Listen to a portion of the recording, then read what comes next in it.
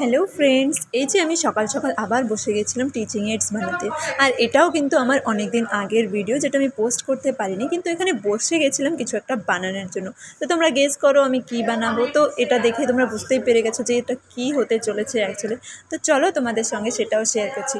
তো সবার প্রথমেই আমি একটা নিয়েছিলাম কার্ডবোর্ডের মতো, কিন্তু এটা ছিল থার্মোকল, যেটা আমি সুন্দর করে মানে হোয়াইট পেপার লাগিয়ে দিয়েছি।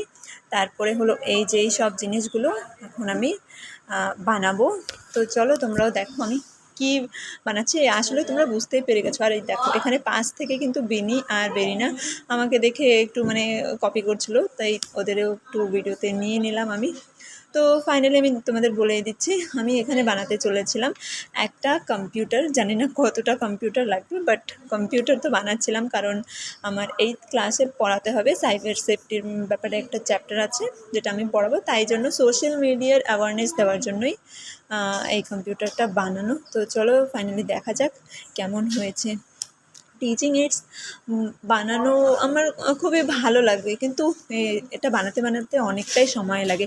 দেখতে মনে হয় অনেকই সহজ, অনেকই জলদি হয়ে যাবে, কিন্তু ইটস টাইম টেকিং। তো চলো ফাইনালি আমার বোর্ডটা তো একদমই রেডি হয়ে গেছে।